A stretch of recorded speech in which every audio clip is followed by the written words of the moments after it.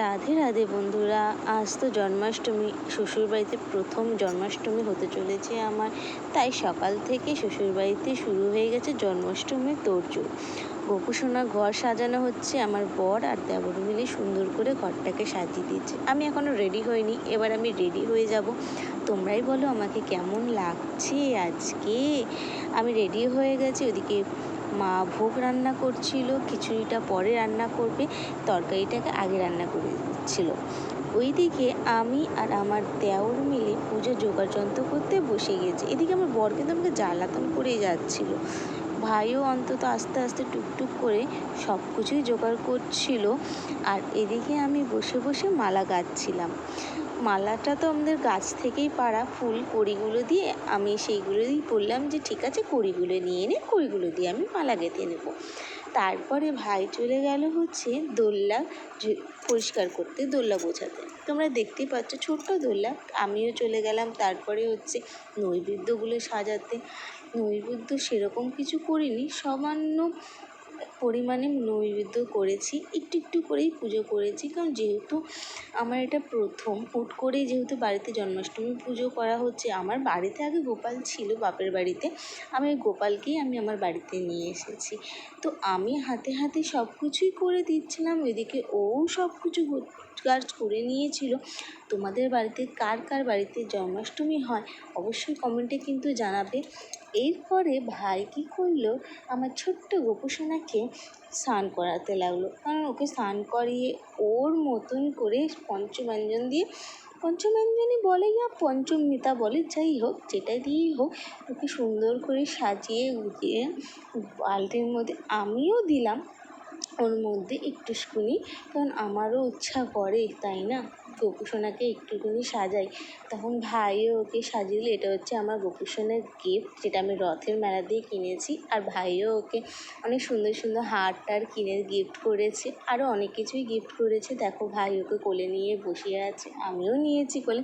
কেমন লাগছে আগে আমার বলো তো। গোপুসোনাকে পেছতে কীভাবে দেখছে দেখেছো আমাকে। তারপরে ভাই গোপুসোনাকে বসিয়ে দিল হচ্ছে দোল্লায়, তুলসী পাতা দিয়ে দিল হচ্ছে গীতায়, আর সব খাবারের মধ্যে ওর যেগুলো যেগুলো ভোগ আমরা নিবেদন করেছিলাম।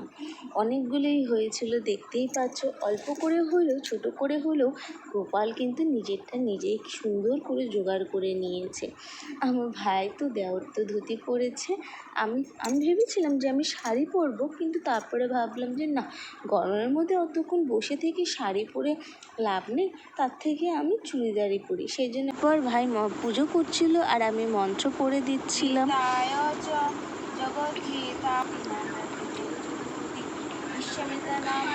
কৃষ্ণের যে অষ্টশতর নামটা আমার খুবই ভালো লাগে, পড়তেও ভালো লাগে, শুনতেও খুব ভালো লাগে।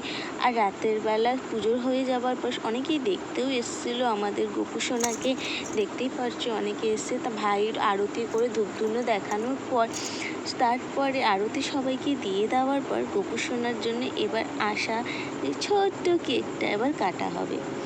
কেকটা কাটা, আমি কোনোদিনও আমার বাপের বাড়িতে কোনোদিনই আমি আমার গোপুসোনার জন্য কেক কাটিনি। এটাই হচ্ছে ফার্স্ট টাইম যে আমার গোপুসোনা কেক খাবে।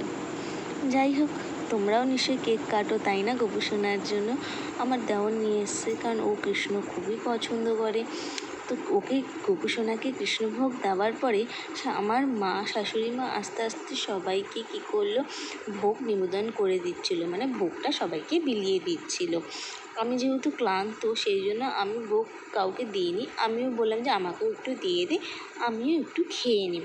আর এদিকে আমার পেস্তা সোনাও চলে এসছে আমার কাছে ভোগ করে। ও আমি যাই খাই না কেন, পেস্তা সোনা আসবেই আমার কাছে। তো তোমাদের ভিডিওটা কেমন লাগছে অবশ্যই কিন্তু কমেন্ট করে জানিও। আর সব কিছু যোগাযন্ত্র করতে করতে রাত্রে অনেক রাত হয়ে গিয়েছিলো, 1টা বেজে গেছে। দেখতেই পাচ্ছ আমি কাপড় চেঞ্জও করে ফেলেছি, এবার আমি হচ্ছে শুতে যাব। তোমাদের ভিডিওটা কেমন লাগলো অবশ্যই কমেন্ট করে কিন্তু জানাবে।